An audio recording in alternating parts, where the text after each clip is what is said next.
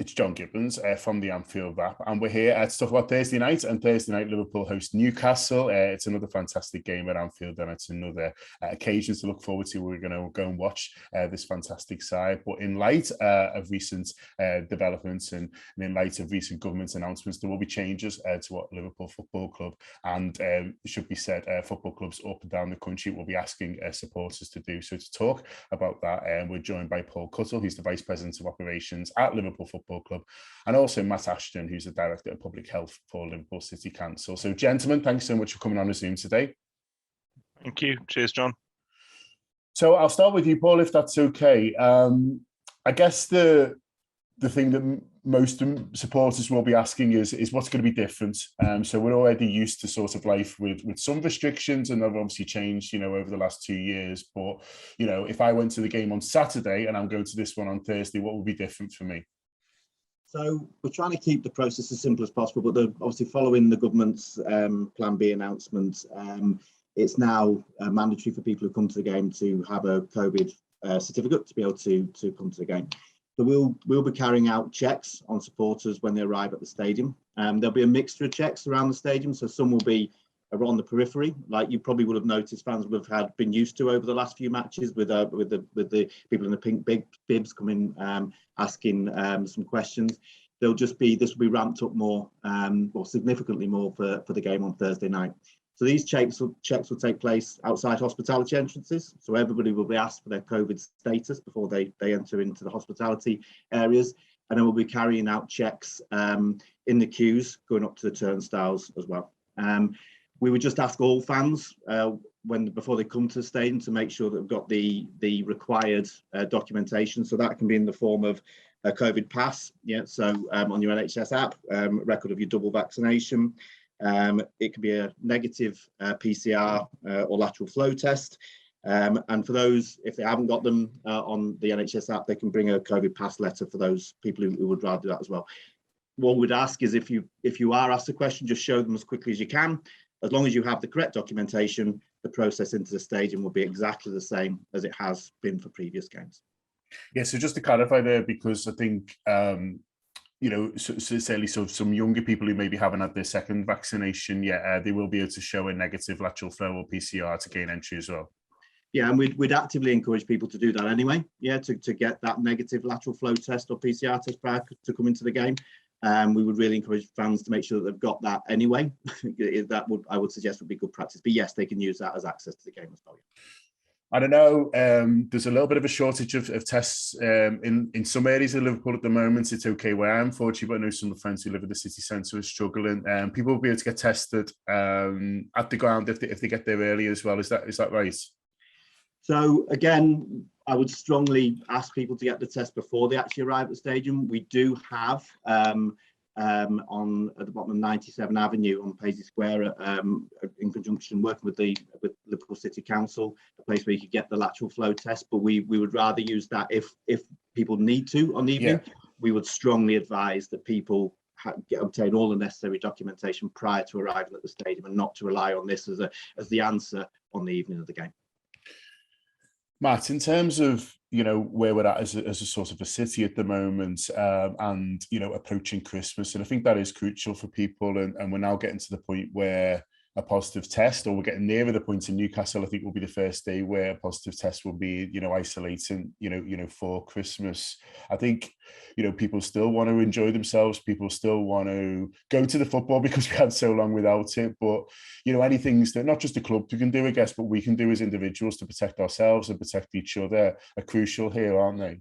Yeah, absolutely. So it's an obvious one for us individually, because vaccination is safe and effective and is demonstrated to prevent symptomatic infection by up to 70%. That's why the booster dose, both doses of the vaccine plus the booster dose, are so important.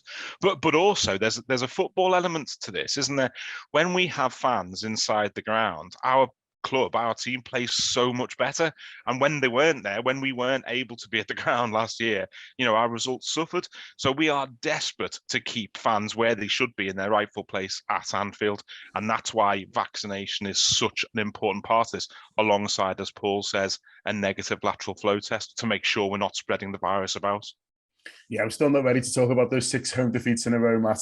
Still too soon. But that's sort of where we're at. In terms of what we can do then, Paul, around the ground. So, I think everyone hopefully listens to this will we'll turn up with the right documentation or turn up with the right things to sort of get them in. But in terms of other things that we can do sort of in the stadium around sort of wearing masks in the concourse and things like that, what other things can supporters do, to keep ourselves and, again, others as safe as possible?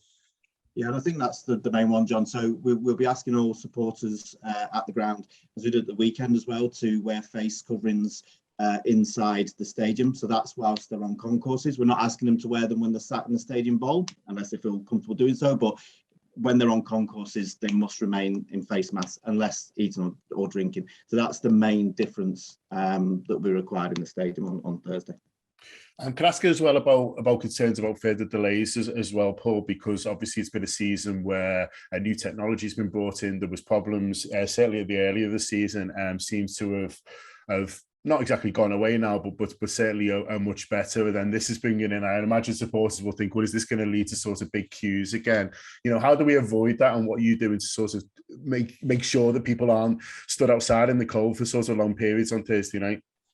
So I'd ask supporters to obviously arrive in good time. However, the checks will be taking place away from the entrance to the turnstiles. So we're comfortable that there should be no delay to fans actually getting into the stadium. There may be, if you are stopped and pulled out of a queue and asked to provide your evidence of your COVID documentation certification, then it might take 30 seconds to do this, but we will put you, as long as you have everything, you go back into the queue in the same place you were before. If there's a reason for us to hold you longer for that, for any particular reason, then we need to have a further discussion. Once we're comfortable that you've got the correct documentation, we'll even take you to the front and get you through. So our intention is not to be any delays or any significant delays getting into the stadium. However, I think fans need to be mindful that there will be people asking some questions, and we just ask them to support, the staff and the stewards who are asking these questions, and to allow them to get the information that they require. We've got sufficient resource to be able to manage this as well. So we're comfortable that we've got everything in place necessary to be able to deliver an efficient operation on Thursday night.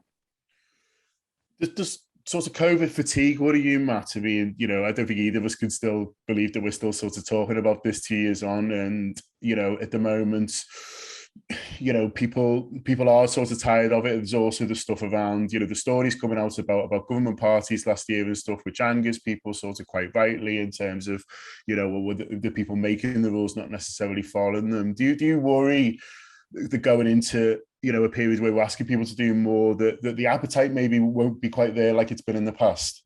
Yeah, absolutely. I do worry about that. And I recognise it as well. We've all had the most horrendous 2 years where we've had to do things and not been able to do other things that we all want to do. We want to live our lives. Unfortunately, the reality is the pandemic hasn't gone away. And as much as we might wish it to, wishing it away doesn't make it happen. So we have got high case rates in the city. We went up 10% last week. And it's just so important that we look after ourselves and look out for others to stop it getting worse. So, all the things we've talked about, making sure we're vaccinated and others are vaccinated, making sure we test regularly to stop the infection spreading, making sure we're using face coverings in the right places, all those things to stop the virus spreading, which then actually means we're more likely to keep going at this level rather than things escalating and getting even worse, because none of us want a lockdown. None of us want a return to the more severe measures we've had in place earlier in the pandemic, do we? Yeah, absolutely. I think it's important to say as well, when I heard first that there was more things being brought in football, I did sort of, my heart dropped a little bit. But when I actually looked at it, this is actually what I've been doing for gigs, and I've been to quite a few things at Mountford Hall. Recently, I been to see sort of JB Webster there, the Libertines, and they've always asked in those venues to show the COVID pass. So I've already got it on my phone. I'll just need to refresh it, obviously, so the date's also there. And it was a very quick process. So actually, I think when people look into it and see what they're being asked to do, it's actually fairly similar to what they will have been asked to do if they've been to another events and spaces. Absolutely, and also similar to what people will have had to do if they've been travelling abroad as well. And I agree. You know, look, in normal times we wouldn't be doing this, but right now it's a small price to pay, I think, to keep football going and to be able to attend, you know, fantastic matches where we can see our team hopefully that smash Newcastle on Thursday night. Yeah, absolutely. And yeah, if you went to Milan, you were up the wall and said this will be an absolute walk in the park. Just to sort of finish off, Paul, you know, Matt's made the point a couple of times, you know, for me, you know, I could only speak for myself, but for me, this is about, you know, trying to, you know, keep going to the game effectively and you know, I'm sure that's what everyone at the football club wants as well, for a variety of reasons. Of course, financial ones, it has to be said, but also, you know, the team on the pitch want the supporters in there, don't they? And they want full houses. You know, they don't want reduced capacities. Not 2,000, certainly not 0. And what we all want is to keep being able to do the thing that we love. And you know, if this helps with that, then you'd hope that everyone can get on board.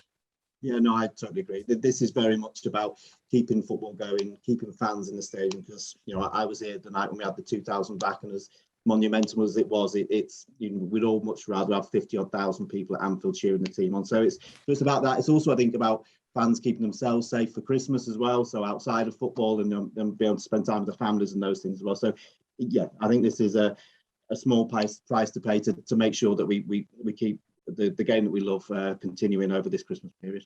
Absolutely. Just before we finish, Paul, if people sort of want more information or they want to have a look in terms of, you know, what's available online or want to sort of share with other people, I presume you're going to be putting some stuff out on the website and social media as well. Yeah, there'll be some further comms, going out later today. They'll be on the website, social media, and there will be emails being sent to supporters as well that are coming to the game.